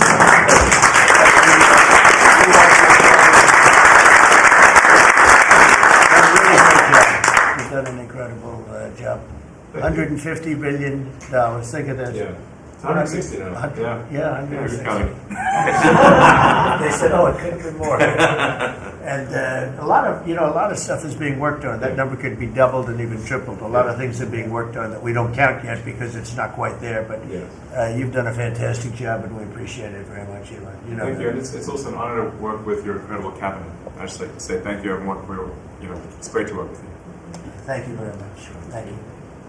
Mr. President, congratulations on this truly historic first 100 days of your administration, really only made possible by your focused leadership on delivering the mandate the American people gave you. You've empowered all of us to deliver that mandate, and I'm grateful to have the privilege of leading the intelligence community towards ending the weaponization, politicization of the intelligence community that's gone on for far too long. And building out what is truly a lean and agile and effective intelligence community that is helping you deliver that promise to the American people of safety, security, and freedom. So, Mr. President, I'd like to highlight just 3 of the areas where we are helping to support your leadership and your work in making America safe again and bringing about these changes. First of all, because of your designation of cartels as foreign terrorist organizations, I took immediate action with our National Counterterrorism Center to prioritize their focus on those terrorists and gang members who are trying to enter our country through legal or illegal means, and to seek out those who already are here in our country because of the Biden administration's 4 years of open borders. We've been working very closely with your great Attorney General's team at the DEA to get these known cartels into our systems, to be able to stop them at the border, and turning over names to Department of Homeland Security and the FBI to be able to find those who are already here in our country. Just the other day, we found 700 alien terrorists who have ties to MS-13, Tren de Aragua, and the Sinaloa cartel. Just yesterday, our NCTC identified almost 600 individuals with ties to other terrorists who came through our borders illegally, claimed asylum, and under the Biden administration were paroled here within our borders. Secondly, Mr. President, like too many organizations in the federal government, the ODNI has become very bloated with too much waste and abuse going on within the organization. We've done a few immediate steps. We are doing more. The ODNI is 25% smaller and more lean today than it was when I walked in the door and when you took office. Secondly, we have just this morning actually shut down a human capital office. As soon as you issued the executive order to stop all DEI activities, we did that, shut down the DEI office. But we discovered this human capital office that was essentially a slush fund for DEI initiatives, hidden under the guise of human capital, that closed down this morning, saving taxpayers $150 million. We'll soon be announcing an additional $2.6 billion in savings with other programs and contracts that do nothing to ensure our national security interests. And lastly, we're working every day to hold the deep state accountable, to end the politicization, weaponization of the intelligence community. This past week, I sent 3 criminal referrals for illegal and unauthorized leaks to the media of classified intelligence for prosecution. We have 11 more that are under investigation. We've revoked, at your direction, 67 security clearances, and we continue the work of declassifying documents, as we have already around JFK assassination. We have more coming for the assassination of Bobby's father, Senator Kennedy, and MLK assassination. And we continue our extensive investigations around exposing the very serious issues we have related to election integrity, illegal abuses of FISA, Crossfire Hurricane, and others. Mr. President, under your leadership, we are working every day to bring about that transparency and accountability that the American people deserve. So thank you for the opportunity. Great job. Thank you very much. Lee? Mr. President, at the Biden EPA, the Green New Deal was raging. At the Biden EPA, we saw billions of tax dollars burning. At the Biden EPA, we saw industries suffocate. But at the Trump EPA, the Green New Deal is dead. At the Trump EPA, we know that we can both protect the environment and grow the economy. I have 13 pages of accomplishments from our first 100 days in here, and in it, part of it is 100 environmental accomplishments at the Trump EPA. You don't have to take my word for it. We released it to the media this morning. Every single day that President Trump is in this office, there will be a major environmental accomplishment. Every single day of the Trump administration. At the Trump EPA, we're also launching what is the largest deregulatory action in the history of the country. We're going to be giving our director of the OMB a whole lot of work because we inherited a big mess from the Biden EPA. And working with Elon and Doge, I've canceled now $22 billion worth of grants. Now today is a special day for many reasons. The biggest reason why we're here is that this is the 100th day of the most consequential, historic first 100 days in the history of this country.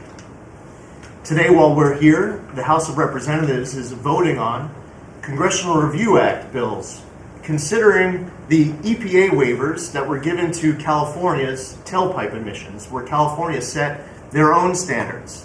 But there should be one national standard, and right now, Congress, on the House side, is going to be voting on that today.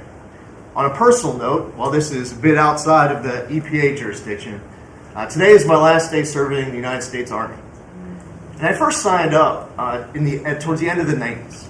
And I've had a chance to see a lot of national security teams over the course of the last 27 years. There has never been a national security team ever assembled that had the backs of our warriors like this national security team right now. And we have never had a president so deeply committed towards ending foreign wars instead of starting new ones. There's a reason, Mr. Vice President, why everyone is racing to join our Department of Defense. We have a Secretary of Defense who, with all due respect to our great president, would probably rather be swimming with Navy SEALs right now, be running somewhere in the Middle East with our service members. And from our Secretary of Defense to our Secretary of State, our Vice President, and more. I just want to say thank you as a veteran of our military for assembling what is the greatest national security team that I have ever seen in my 27 years associated with the United States Army. Has Pete signed off on this retirement leave? Is that... Welcome to the other.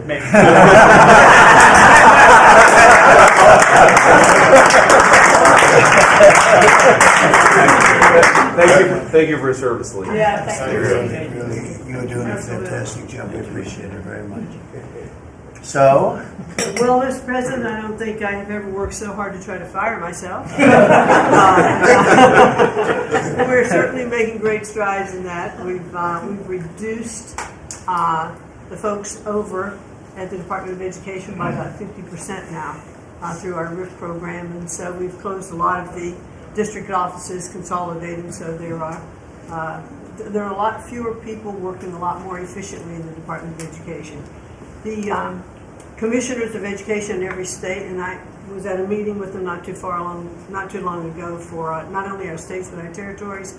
They are thrilled with the opportunity now to be able to have more control over the education in their states, to get rid of a lot of the red tape and regulation that's kept them from doing what they're doing. So we're seeing, I think, great improvements. We'll see test scores, I believe. It'll take a bit for them to be able to go up, but I think now that they're going to have the opportunity to put in their own programs, we'll see that grow.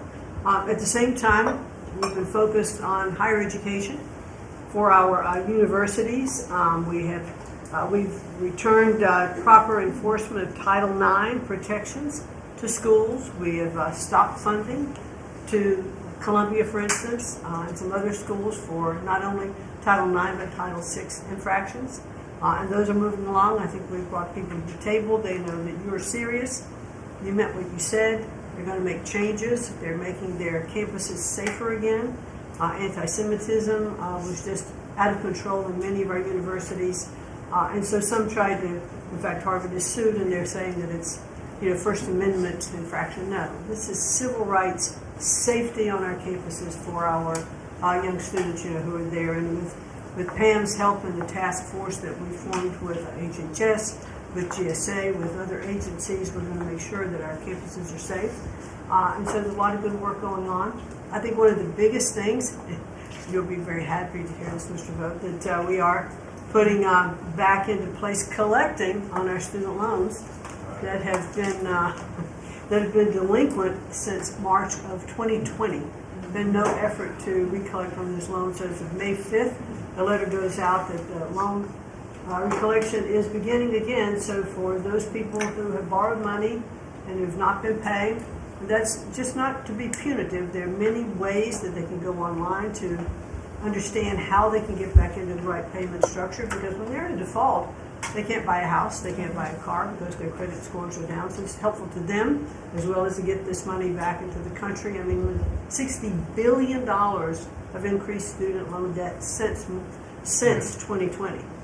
And in total, we've got almost $1.7 trillion in student debt. So we're gonna start getting it back.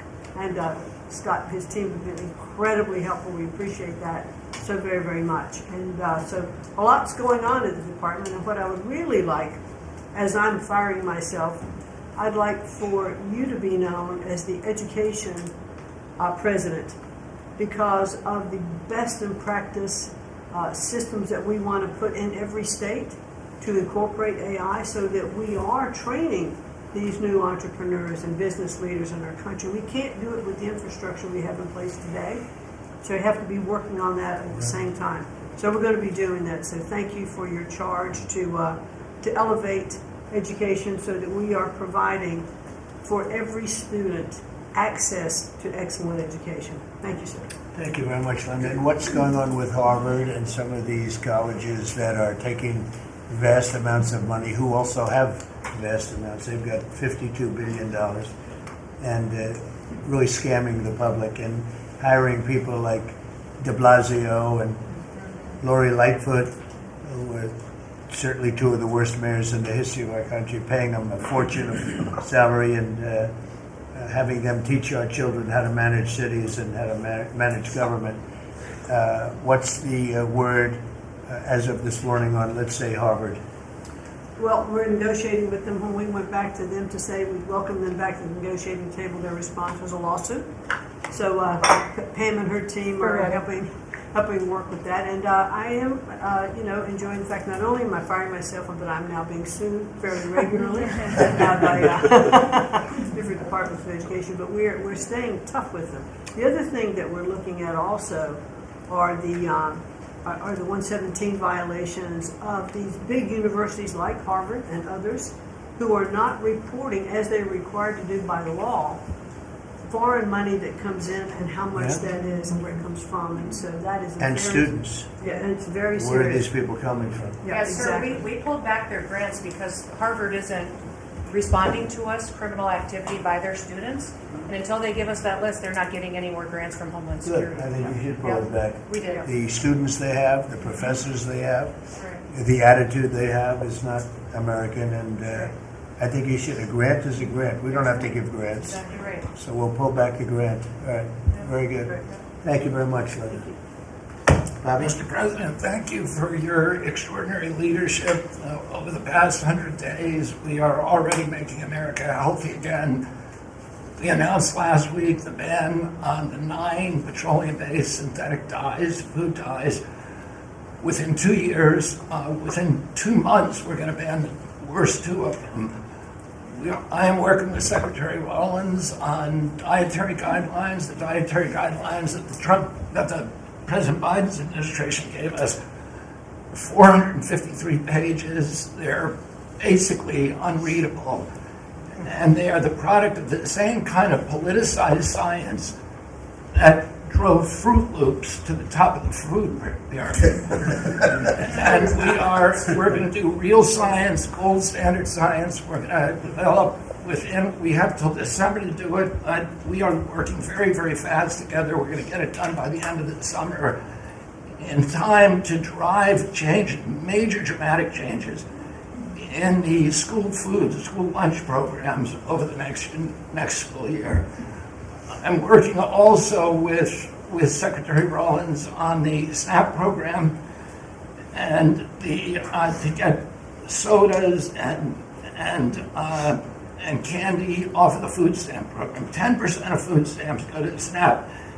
And I want to thank you for your courage. You are a business-friendly president, probably the most business-friendly in our history, but you're also willing to stand up to very, very powerful businesses, and you've shown that again and again. Secretary Rollins had the soda industry come and knock on her door very much, very loudly, and they said to her, well, the SNAP program is not supposed to be about nutrition. She pointed out to them that there is no nutrition in a soda. And they said, well, it's not supposed to be about nutrition. And she said to them, the name of the program is supplemental nutrition. It is about nutrition. And we should, we have 38% of our kids are diabetic or pre-diabetic, and we are paying at both ends. We're paying for the food-like substances that make them diabetic, and then we're being bankrupt. We're spending $1 trillion a year on metabolic dysfunction. It's existential and it's not sustainable.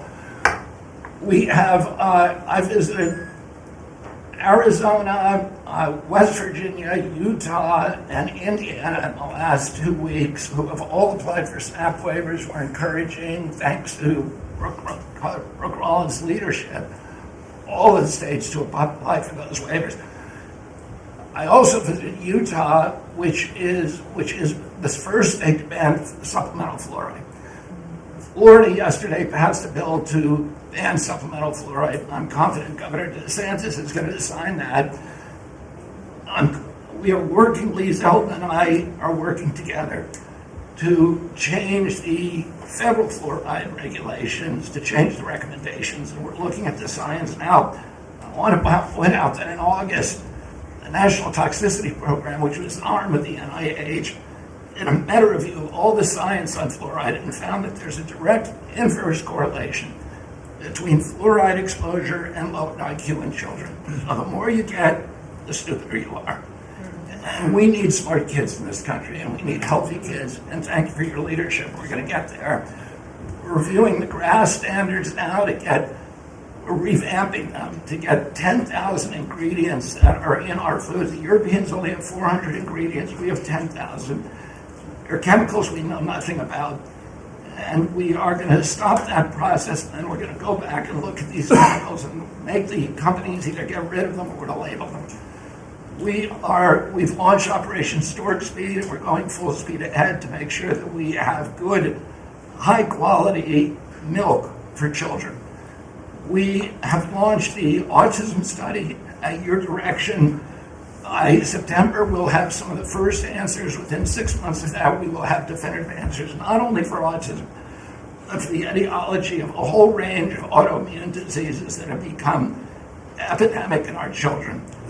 We have ended HHS as the role as the vector, the principal vector in this country for child trafficking. And during the Biden administration, HHS became a collaborator in child trafficking and for sex and for slavery. And we have ended that, and we're very aggressively going out and trying to find these children, the 300,000 children that were lost by the Biden administration. And we have ended funding for gender mutilation surgeries and other kind of gender dysphoria practices. And thanks to Elon, we have saved $67 billion at our agency without compromising any of our critical programs. Mr. President, I want to thank you for your vision, for your leadership, for giving me the 100 busiest days of my life, and most exciting and most rewarding. And there's over the next 100 days, we're going to do much, much more. That's good. Thank you very much. Very good. Very important. Thank you. Doug, please. Well, President Trump, on your first day in office, you wisely declared a national energy emergency.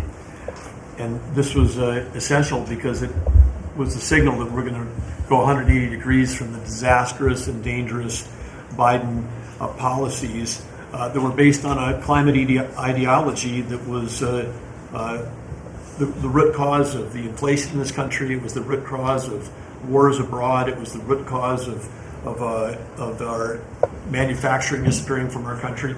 We can't have energy security. Without energy security, we can't have national security, and you understood that. But now with everything that's flowed from that, dozens of other EOs that you've done, America is back in the energy business. As Chris said, there's been a signal that's sent around the world. Capital is flowing, coming back in. The smart money is coming to this country. And now you've given us a chance to win the AI arms race against China. We know we're up against a formidable competitor. China opened up 94 gigawatts of coal in the last year. That's more than all of California and all of New York combined in the last year. We've had presidents in the past, the Biden administration, that were running away, again, under this climate ideology. You've embraced baseload power in this country. I'll never forget standing in the East Room with you, surrounded by the coal miners around this country, where you said, hey, big, beautiful coal. As we work to try to identify the balance sheet of America, our earliest estimate is that the coal resources in America, just on public lands, could be worth $8 trillion with a T. That was all going to be taken off our balance sheet if we weren't going to touch it. But now we're back in the business. I was 1,800 feet underground in a coal mine in Alabama a couple weeks ago. They do metallurgical coal. Without metallurgical coal, we can't produce steel. This is a plant. This is a plant that would have been in a mining operation that would have been shut down under the Biden administration. What we're doing here, back in the business, we're doing leasing. We're leasing for oil and gas. We're leasing for timber with Brooke Rollins. We're leasing for grazing. We're leasing for critical minerals, which is key. And when we lease the public lands appropriately and by the law to do that, we're bringing in revenue. We're bringing in jobs. We're helping strengthen America. And so we're treating our natural resources like the American balance sheet they are. And America's resources, the 700 million acres of surface that's public, the 700 million of subsurface, the 2.5 billion offshore, all contain what we need to have self-sufficient supply chains. And so in this, we're focused deeply on critical minerals. The Biden administration put us in a real predicament right now. The whole trade team, the whole cabinet, Susie's jumping in, leadership across everybody, the National Energy Dominance Council. But of the top 20 critical and rare earth minerals that we need for defense, that we need for industry, China's controlling 85% of the refining for that. So we are running at warp speed 7 days a week to try to put ourselves back in business in that way. So, and I want to just close out by saying a couple other things. One is the border. Few people realize that 41% of the southern border is in the Department of Interior. And then we've got a few more percent that come with Brooke and with the Forest Service. But that's been a risk area. Part of the reason everyone was pouring into our country, Biden wasn't enforcing the border laws. They definitely weren't enforcing it on public lands. And so again, using tying two presidents that had a great propensity for action, Theodore Roosevelt in 1907 created what was called the Roosevelt Reservation, 60-foot strip that go from Texas all the way to the Pacific Ocean, because he was worried in some future state there might be smuggling. I don't think he was anticipating human smuggling and fentanyl trafficking, but that has been largely unused. He gave us the authority to transfer that, and so working with Christie and working with Pete, we've transferred that to the DOD. So transferring land from the other agencies like Interior to the Department of Defense, then as Pete said, they can do the detain and assist with the military. And having been down at the border multiple times in recent week, I can confirm everything Christie said. The enthusiasm, the morale of that group is exactly 100% opposite of when Christie and I were down there as governors. I had Border Patrol people say that they were multi-generational service in that law enforcement that said, my wife and I are telling our children never to go into this thing, to go into Border Patrol. People this time were saying, I got a 17-year-old. As soon as they turn 18-year-old, they're signing up. My wife is thrilled. They're going into law enforcement. They're so proud to be serving with you. Everybody I've met, whether it's in a coal mine or at the border, law enforcement, the one thing they say on those trips is, please thank President Trump from all of us, the change that you're making. And I want to say especially this became very dear when we last week renamed a U.S. Wildlife Refuge in honor of Jocelyn Nungare. Jocelyn Nungare, of course, lost her life tragically to illegal Venezuelan gang members in this country in a horrific way. But her mother, Alexis, was at that ceremony. Her grandmother was there, and Jocelyn's great-grandmother was there. There are 3 other generations of that family were there. They all wanted to pass on their thank you to you too, and we've secured her name forever as a sanctuary. And really is saying that every child, every 12-year-old, every child in America should be safe in their own communities. And you've dedicated a beautiful piece on the coast in honor of her. So, President Trump, in your first term, when I had a chance to work with you as governor, you were courageous. The thing that's empowering this amazing group of people around this table, and you've probably assembled the greatest cabinet ever, is that this time you're not just courageous, you're actually fearless. And it's your fearlessness to take on the issues that other presidents would not touch, whether it's the work that we're doing with successfully streamlining and right-sizing government, or whether it's taking on the issues at the border, or whether it's embracing the power we need to win the aliens race. You're fearlessly doing that, and that creates it just all of us can sprint because you're running ahead. So thank you. Thank you, Doug, and you are doing a great job. And with Chris, that's a pretty much unbeatable combination, I have to tell you. So thank you both very much. Thank you, Doug. It's great. Marco? Well, it's not easy to go last after all these reports that have come here. First of all, Mr. So I better be good, and I'll be short as well. A couple things, Mr. President. I think you deserve a lot of credit for 2 things. The first is assembling this great team of people. Some of whom I've known for a long time, others who I've gotten to know during this period of time, but putting together a team, not just of talented individuals, but that work well together. It's something never going to be reported on in the media or fully seen, but it happens every single day. For the most part, I interact with almost everyone around this table at some level, and because of Secretary Kennedy, I'm afraid to eat anything. So, At least in front of him. He said Tootsie Rolls are okay in moderation. But it's a great team. And here's the second, and I tell this to people all the time. This is incredibly rewarding service, and you hear it in everyone's voices. Traditionally, in the past, and it's one of the problems we got in as a country, is presidents would say, okay, let's go do something, and then they would have to do a study, and then a study on the study, and then a long internal deliberative process, and by the time you got to it, it was too late, or somebody had forgotten it. In this administration, it's moving. You know the direction because you know why you were elected. The American people elected you very clearly, and basically it's measured, I used to say by days and weeks, now it's measured by hours and minutes, but action is happening. And that's what people want to see. And I'm going to talk about foreign policy in particular because I'm not sure this is fully appreciated. This president inherited 30 years of foreign policy that was built around what was good for the world. In essence, the decisions we made as a government in trade and foreign policy was basically, is it good for the world? Is it good for the global community? And under President Trump, we're making a foreign policy now was it good for America? I was appointed by you and confirmed by the Senate to be the head of the United States Department of State. Not the World Department of State, not the Global Department of State, the United States Department of State. And what that means is our foreign policy is guided by 3 things. Does it make America stronger? Does it make America safer? And does it make America richer?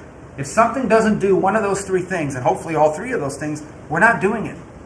Now, we went out and hired a consulting firm to help us organize ourselves. Luckily, they were free. They're called the Department of Government Efficiency. And they helped us do a couple things. Number one is our foreign aid. We were funding some crazy stuff. Crazy stuff. You tell me, how does a puppet show in some country around the world make us stronger, safer, or more prosperous?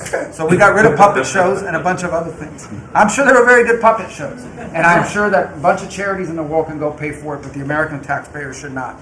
We've also, by the way, Mr. President, under your direction, reorganized the Department of State.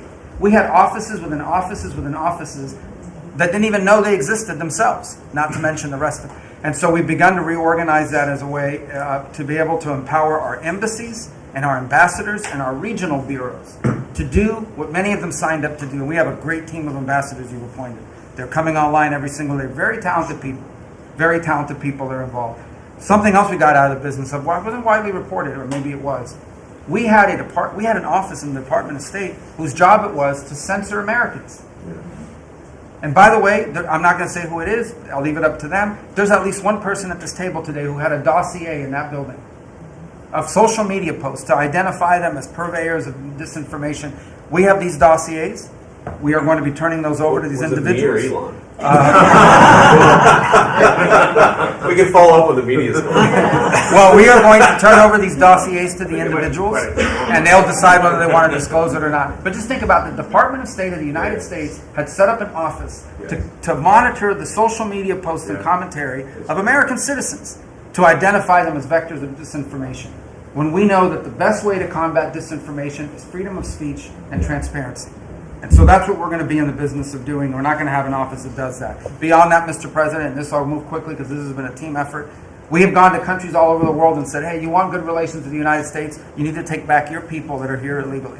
And we've had historic cooperation. Beyond that, and I say this unapologetically, we are actively searching for other countries to take people from third countries. So we are actively, not just El Salvador, we are working with other countries to say, we want to send you some of the most despicable human beings to your countries. Will you do that as a favor to us? And the further away from America, the better, so they can't come back across the border. I'm not apologetic about it. We are doing that. The president was elected to keep America safe and to get rid of a bunch of perverts and pedophiles and child rapists out of our country. Here's something else we've done.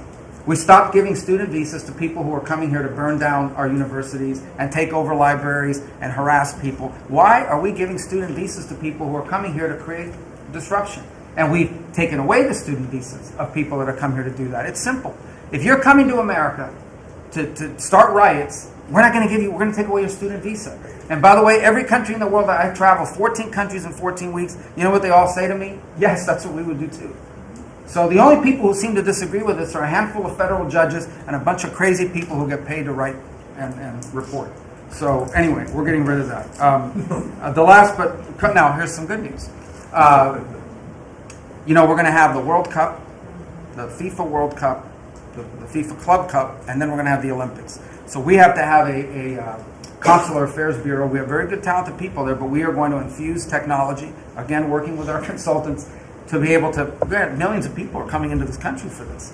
And we've done it to improve customer service. For some of us who served in Congress recognize that about a year and a half ago, we had a meltdown under Biden. You couldn't get a passport. You got people calling, I have a cruise on Friday, my passport expires. In the month of March, we processed 2.78 million Americans, their passports. That is the historic, it's the largest single month processing of passports ever, and we think it's a good way to build the momentum to be able to do the visas. Two last points I want to make. We have a great team that you've built. I want to especially acknowledge Steve Woodcock.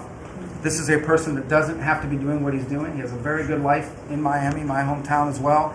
He has worked incredibly hard, has done it without any agenda, and we need to acknowledge him. I want to acknowledge Mr. Boulos as well, who did something really great last week. They told us this war between the Democratic Republic of Congo and Rwanda is an intractable. It can never happen. It will never happen. I sent Mr. Boulos, your envoy. A week later, I look on my schedule, the signing of a declaration of peace between the Democratic Republic of Congo and Rwanda. We signed it at the State Department last week.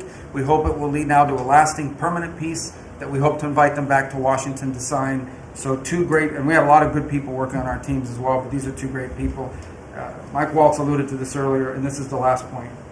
in the first 100 days of the 47th presidency, 47 wrongfully detained Americans have been returned to the United States, thanks to your leadership and the diplomacy that was exercised to make that happen. 47 for the 47th president in the first 100 days. And that's all credit to you, Mr. President. Thank you for the honor to be able to serve alongside you, for you, and alongside all these excellent people. Well, thank you very much, Marco. Really great job. So, I've been involved in a lot of groups of people over the years, good groups, bad groups, all types of groups. But I have been involved in some incredible groups, but I've never been more proud and impressed, frankly. Impressed is maybe even more important, but I've never been more proud or impressed than I am with this group. This is an amazing group of people, and I hope some of those television cameras were blazing and it was on so people could watch this because, frankly, no matter who you are, no matter where you come from, this is an impressive group of people. I sat around being somewhat competitive. I said, well, let's see, who did the best job, who did the worst job? And I determined that everybody is like the same, and there was no worst job. Everybody was outstanding. Everybody did a job. You couldn't pick a winner. The only thing you can say is nobody did a bad job or even a fair job. You're outstanding, and so I want to just congratulate you all. This is really something, and we have a job to do. We've done a lot of work in this 100 days. We've established things that are going to start taking place in the next 100 days. I want to see what it's going to be like. I think we're going to have to do this in 100 days, Susie, and we're going to see some very big results from the things that we've done. But I just want to thank everybody. This is really very impressive, and I hope the people at home got to see some of it. Nobody's ever done public cabinet meetings. They were quiet for a reason, because they weren't impressive, and especially in the last administration, they were not impressive. But I just want to say that we're very proud of you, and I am in particular. Thank you all very much. Great job, and I think we're going to have some tremendous success for our country. And I don't know, it doesn't seem like a time to be asking questions. That was so impressive that to be taking questions. Why did you do this? Why did you do that? It just doesn't seem to be appropriate. I guess we probably have to take a couple because that was the purpose. But if you'd like to ask some, I think they should be very respectful questions at this point. This was an amazing meeting. And so if you'd like to ask a couple, if you'd like to pinpoint them to some of the secretaries, etc., would be fine. Yes. Secretary Rubio, can I ask you a question?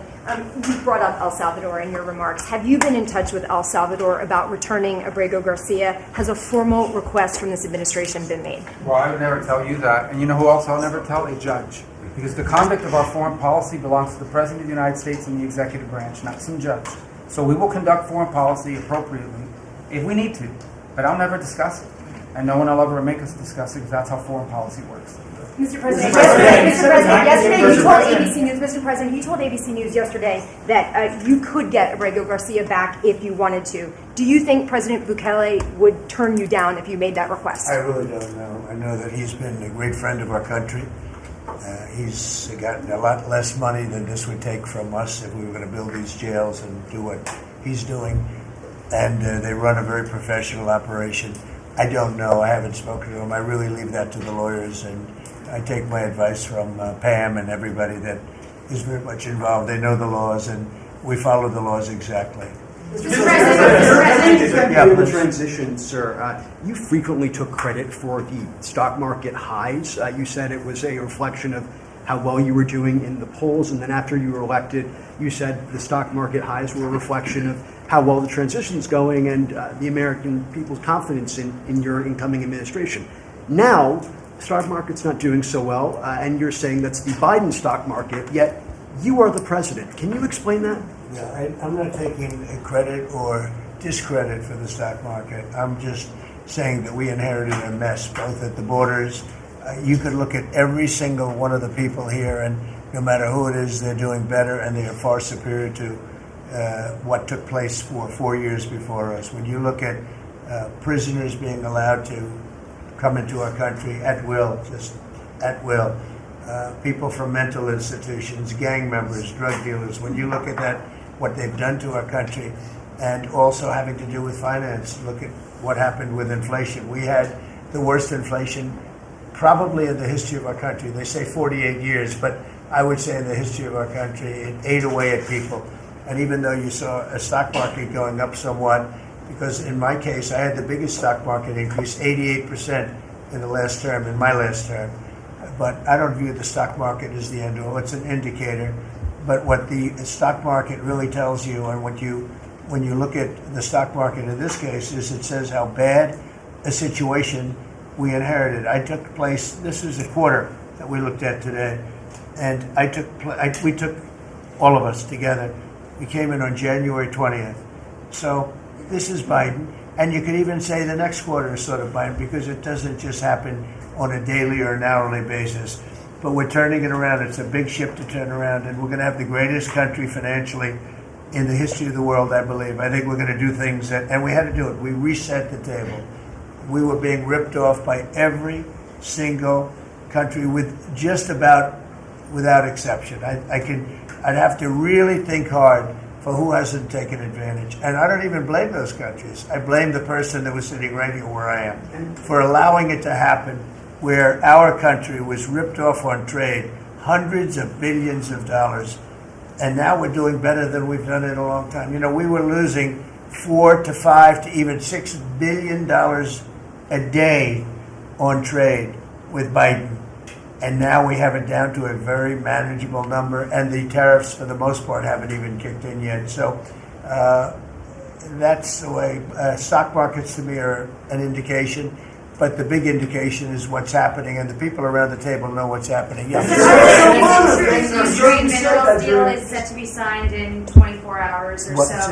Is it true that the Ukraine minerals deal is about to be signed in the next 24 hours or so? There's some reports saying that. And if it's true, has the deal changed at all from the last time we heard about it? Well, I'll ask Scott to answer the question because he's responsible for it. Yeah, our side's ready to sign. Ukrainians decided last night to make some last-minute changes. Well, we're sure that they will reconsider that, and we are ready to sign this afternoon if they are. Can you talk about those last-minute changes? What was removed or put in its place? Nothing's been removed. It's the same agreement that we agreed to on the weekend. No changes on our side. Just to put that in perspective, though, when I came here, I said, how much money have we given to Ukraine?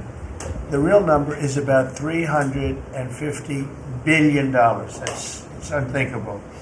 And we had no security. We had no nothing. We were just pouring money there, unsecured money, putting it in banks, and anybody could have taken it out. You know, anybody over there, was their decision. I've never seen anything like it. Europe, on the other hand, which is obviously that whole situation is much more important to Europe because we have an ocean in between. But Europe gave about $100 billion. It's a lot of money. It's a big sacrifice they made also. But they gave much less than we did. And their money is secured, totally secured, by deposits in banks. The deposits are largely Russian deposits. That's what Europe did, but their money is secured. So they gave $100 billion totally secured. We gave money like it's throwing it out the window. And it was done by Biden, and this is Biden's war. This isn't Trump's war. I'm trying to get out. And more than the money, they're losing about 5,000 young Russian and Ukrainian soldiers a week, mostly. There's some people also being killed in towns where missiles should not have been shot, small cities and towns. But we are trying to save the lives of about 5,000 young, mostly soldiers, that are losing their lives a week. I see satellite photos, probably off one of his satellites, come to think of it. But I see satellite photos every week of fields with arms and heads and legs scattered all over. It's a violent, horrible situation. And more important than the money, I want to save the lives of people from other countries that are dying so stupidly, so needlessly, and they're dying. When I said, what are we doing? How did we get into this war? Would have never happened if I were president. Everybody knows, and it didn't happen for 4 years. Wasn't even thought of. I discussed it with President Putin a lot. Ukraine was the apple of his eye, but there was no way he was going to do anything. Zero chance. And I said, we feel foolish. The Europeans are putting up money. It's totally secure. They get the money back. We're putting up much more money. We have absolutely nothing. And I didn't want to make a complicated deal. I didn't want to make a deal that couldn't be made because Ukraine doesn't have very much money. They're going through a very bad period of time. It's been brutal. But I felt very foolish being a judge. So I said, well, we want something for our efforts beyond what you would think would be acceptable. And we said rare earth. They have very good rare earth. As you know, we're looking for rare earth all the time. Rare earth is called rare for a reason. And they have a lot. And we made a deal where our money is secure, where we can start digging and doing what we have to do. It's also good for them because you'll have an American presence at the site, Chris. And the American presence will, I think, keep a lot of bad actors out of the country, or certainly out of the area where we're doing the digging. So we made a deal, and I assume they're going to honor the deal. And I put Scott in charge, and Scott's done it beautifully, but we haven't really seen the fruits of that deal yet. I suspect we will. Mr. President, you had set a 90-day deadline through an executive order for Secretaries Hegseth and Noem to review whether to recommend to you whether to invoke the Insurrection Act to send troops to the southern border. Is that something you're still considering? Well, I'm talking to them, and it's not hard and fast, but I'm talking to them, and I will tell you that the border is the most secure it's ever been. We have never had anything like it. And when you said, Christy, before, it's 99.999, and I guess that means one person maybe, or two people. It's actually turned out to be 3 people came across the border versus hundreds of thousands of people under Biden. And we're talking about people coming. Look, people, they have souls, they have hearts. Many of them are good, but we have a country that's under siege. We have a country that really is I think it's under attack. In many ways, worse than under attack, because there are no uniforms. You don't know who the attacker is, so you really don't. It's not like you're fighting an army. You're fighting people. You don't even know who they are. But 11,888 murderers, many of them murdered far more than one person, are roaming. Now, some of them have already been caught. A lot of them have already been caught and taken out. But we're being impeded by judges from doing our job. And hopefully that situation is going to be solved, because I think nobody wants to have murderers and people from jail, and I mean for serious, serious crime. I remember the Biden people used to say, no, these are aliens that came into our country and they don't commit crime. I said, they don't commit crime, they commit worse crime. They make our criminals. Some of these people that they've allowed in through open border policies, the dumbest thing I've ever seen. You can look at some of these people and you say, this is not going to end well. But the people that they've allowed into our country are making our criminals look like the nicest people on earth. I will tell you, these are serious criminals. These are violent criminals. These are people that would kill you and wouldn't lose an ounce of sleep, and they wake up the next morning and they don't even remember it. This is a rough, tough group of people, and we've got to get them out of our country. And the law says, I believe, I hope, and I think Pam will be very successful in proving it, but we've run into, I would call them rogue judges. Somebody could criticize me for that. These are rogue judges. These are radical left, generally radical left, horrible judges. And we didn't lose all of these people. You know, we've lost a lot of people to death and to rape, all sorts of crimes committed by the people that poured into our country.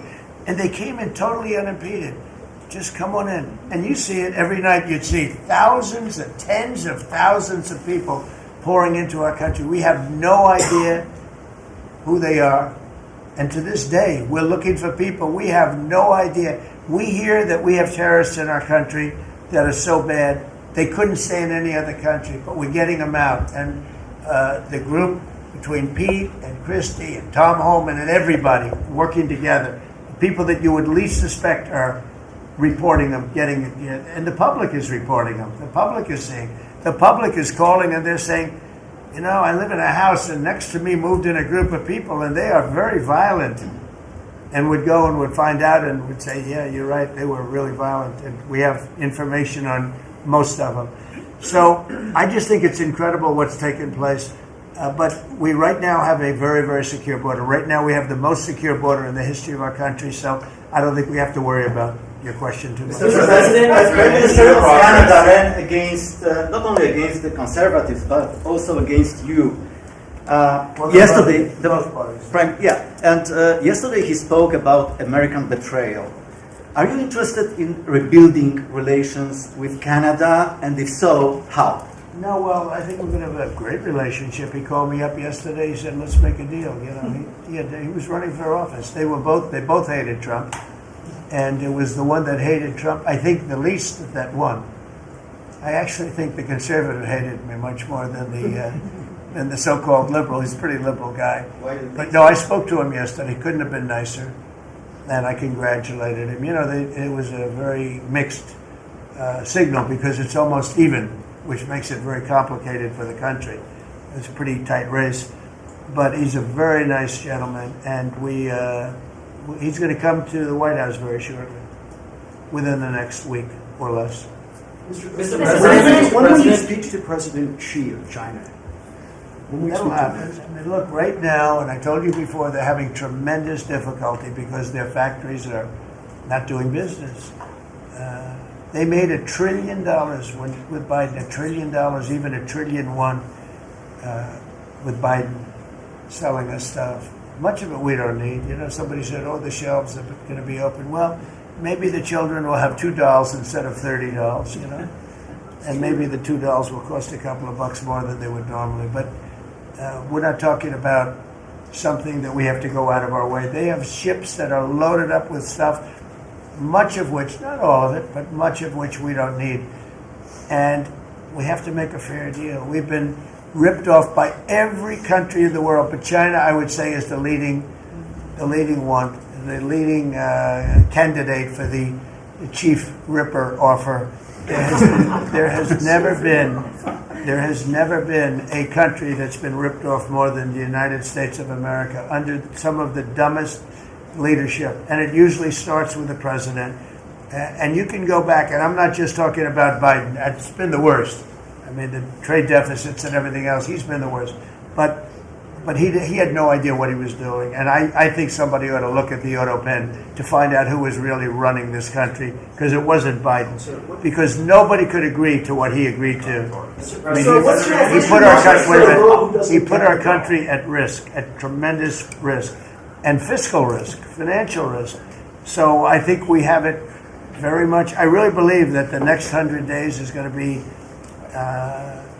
even better than this. Look, I read an editorial yesterday from a group that normally wouldn't write that this is the most consequential presidency in history, in the history of our country. This is not a particular group that would write that kind of an editorial, but they see what we're doing and what we had to do.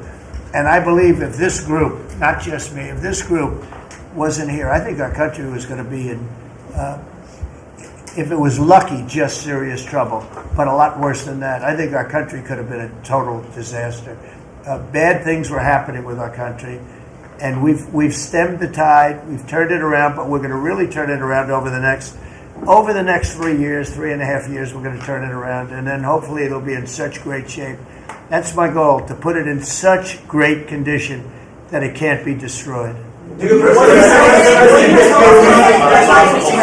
believe you mentioned this last night in your speech in Macomb, but we're facing an unprecedented situation where there's a lot of abuses of nationwide injunctions, sort of seemingly designed to curtail your power, specifically when it comes to deporting these illegal, violent aliens that came in under the previous administration. Have you spoken to your team about ways to mitigate this and continue to deliver for the American people on that aspect? There are ways to mitigate it, and there's some very strong ways. There's one way that's been used by 3 very highly respected presidents, but we hope we don't have to go that route.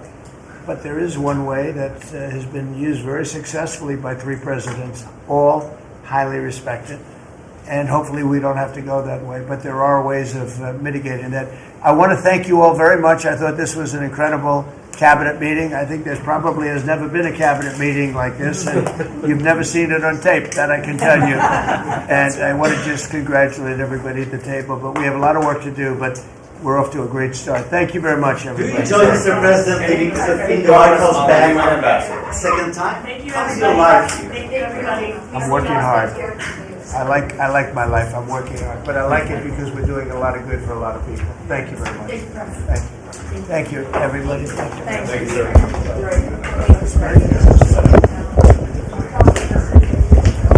This is it, sir.